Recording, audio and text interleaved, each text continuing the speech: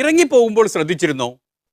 മാണി സാറും അദ്ദേഹത്തിൻ്റെ പ്രത്യേക ബ്ലോക്കും പ്രതിപക്ഷത്തിൻ്റെ കൂടെ ഇറങ്ങിപ്പോയിട്ടുണ്ട്.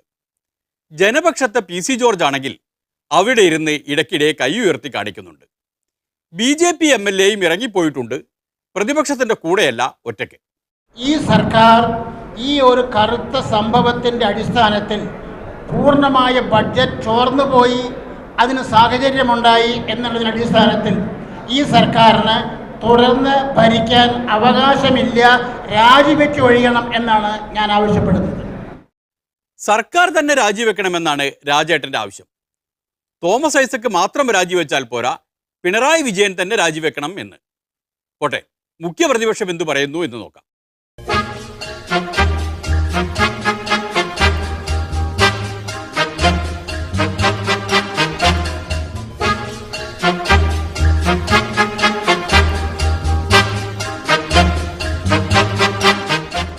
ഇത് ഈ ബഡ്ജറ്റിൽ പറഞ്ഞ മുഴുവൻ കാര്യങ്ങളും ബഡ്ജറ്റ് പ്രസംഗം നടക്കുന്നതിന് മുമ്പ് പുറത്തു വന്നിരിക്കുകയാണ്.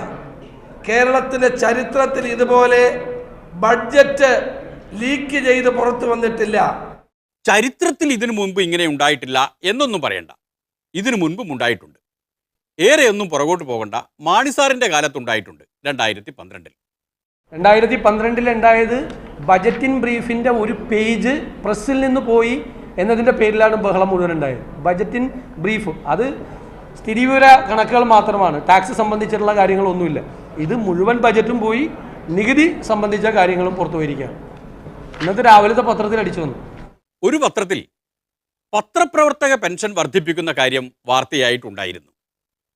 അത് വേണമെങ്കിൽ സ്വന്തം കാര്യത്തിൽ നല്ല താല്പര്യമുള്ള ഒരു പത്രപ്രവർത്തകൻ അവസരത്തിനൊത്ത് ഉയർന്നു പ്രവർത്തിച്ചു എന്ന് കൂട്ടാവുന്നതേ ഉള്ളൂ. അത് ഇത്ര വലിയ ഇഷ്യൂ ആക്കണം? കേരള ചരിത്രത്തിൽ ആദ്യമായിട്ടാണ്, ഒന്നുകൂടെ വായിക്കാൻ പ്രധാനപ്പെട്ട ഒരു കാര്യം മറന്നു പോരുതല്ലോ. ഇത് 10/26 മന്ത്രിയുടെ ഓഫീസിൽ നിന്ന് ഇത് ചോർന്നത്. അതും തെറ്റിക്കല്ലേ? ചോർന്ന സമയമൊക്കെ സർക്കാരിനറിയാം. ഈ സർക്കാരിന് ഒന്നും അറിയില്ല എന്ന് വരുത്താൻ നോക്കണ്ട. 10/26 9:50 എങ്ങനെ പോയി എന്നുള്ളത് പരിശോധിക്കും.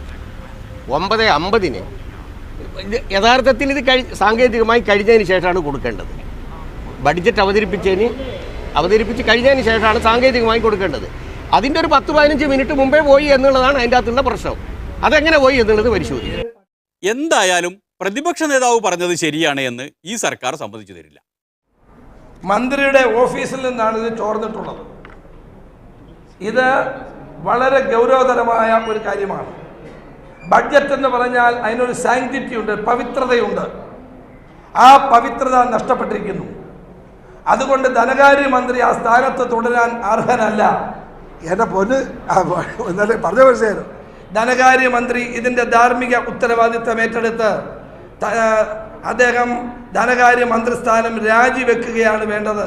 മന്ത്രി ഇതുപോലൊരു ധനകാര്യമന്ത്രി കേട്ട് അവിടെ ഇരിക്കട്ടെ, ഒരിക്കലും രാജിവെക്കണം. രാജിവെക്കാൻ പാടില്ല എന്ന് തന്നെ ശക്തമായിട്ട് ഞാൻ പറയുക. പല വിവരമുള്ള ഒരു മന്ത്രിസഭ വേണ്ടേ?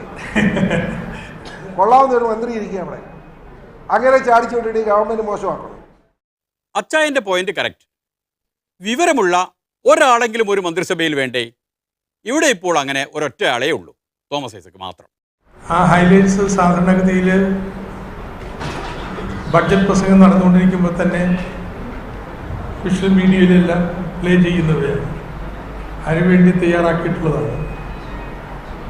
അത് ബഡ്ജറ്റ് പ്രസംഗം നടന്നുകൊണ്ടിരിക്കുമ്പോൾ തന്നെ പരിപൂർണമായിട്ട് മാധ്യമങ്ങൾക്ക് ലഭ്യമായി. ഒരു 10 മണിയായപ്പോൾ ഇങ്ങനെ ഹൈലൈറ്റ്സിൻ്റെ ടെസ്റ്റ് പൂർണ്ണമായിട്ട് കിട്ടി, അത് മാധ്യമങ്ങളിൽ നിന്നാണ് മനസ്സിലാക്കാൻ കഴിഞ്ഞത്. അപ്പം അത് സംഭവിക്കാൻ പാടില്ലാത്തത്. അപ്പം അത് പരിശോധിക്കും. മാധ്യമങ്ങൾക്ക് വാർത്ത കൊടുക്കാനുള്ള സൗകര്യത്തിന് തൻ്റെ ഓഫീസ് തയ്യാറാക്കി വെച്ചിരുന്ന ചുരുക്കക്കുറിപ്പുകൾ കുറച്ച് നേരത്തെ കൊടുത്തുപോയി എന്നതാണ് ധനമന്ത്രിയുടെ വാദം. അത് പക്ഷേ പ്രതിപക്ഷ നേതാവ് സമ്മതിക്കില്ല.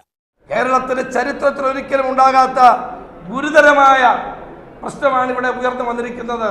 കേരള ബഡ്ജറ്റ് ചോർന്നു എന്നുള്ളത് കേരളത്തിന് തന്നെ അപമാനകരമായ ഒരു കാര്യമാണ്. ശരിക്കും അപമാനകരമായി പൊളിമിക്സിന് തോന്നുന്നത് പ്രതിപക്ഷ നേതാവിന് പോലും കേരളത്തിൻ്റെ രാഷ്ട്രീയ ചരിത്രം അറിയില്ല എന്നതാണ്. കേരളത്തിൽ ആദ്യമായല്ല ബജറ്റ് ചോരുന്നത്. കേരളത്തിൻ്റെ ആദ്യ ബജറ്റ് തന്നെ ചോർന്നതാണ്.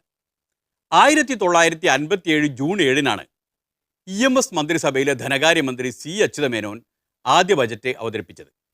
അതിന് 2 ദിവസം മുമ്പ് തന്നെ K. ബാലകൃഷ്ണന്റെ കൗമുദി പത്രത്തിൽ ബജറ്റ് അച്ചടിച്ചു വന്നിരുന്നു എന്ന് മാത്രമല്ല, രഹസ്യരേഖകൾ ചോർത്തി എന്നതിൻ്റെ പേരിൽ ബാലകൃഷ്ണനെതിരെയും പ്രധാന ലേഖകനെതിരെയും കേരള സർക്കാർ കേസെടുത്തതുമാണ്. ആ കേസിൽ അവരെ രണ്ടുപേരെയും കോടതി ശിക്ഷിച്ചതുമാണ്. ഐസക് സഖാവിൻ്റെ ചിരി കണ്ടപ്പോഴാണ് അത് ഓർത്തത്. അച്യുതമേനോൻ്റെ ബജറ്റ് ചോർന്ന കാര്യം ഐസക്കിൻ്റെ പുസ്തകത്തിലുണ്ട്. വിമോചന സമരത്തിൻ്റെ കാണാപ്പുറങ്ങൾ എന്ന പുസ്തകത്തിൽ. കമ്മി ബജറ്റ് എന്നാണ് വാർത്ത വന്നതെങ്കിലും മിച്ച ബജറ്റാണ് അച്യുതമേനോൻ അവതരിപ്പിച്ചത് എന്നാണ് ഐസക്കിൻ്റെ ചരിത്രഭാഷ്യം. എന്തായാലും 1957 ചരിത്രം 60 വർഷം കഴിഞ്ഞപ്പോൾ പ്രഹസനമായി ആവർത്തിച്ചു എന്ന് കരുതിയാൽ മതി. അല്ലാതെ ഇത് ചരിത്രത്തിലെ ആദ്യത്തെ സംഭവമാണ് എന്ന് പറഞ്ഞു നടക്കരുതെന്ന് ഇതിനാൽ എല്ലാവരെയും തെര്യപ്പെടുത്തുകയാണ്. ഈ വ്യാഖ്യാനം ഇവിടെ നിർത്തുകയാണ്. നന്ദി, നമസ്കാരം.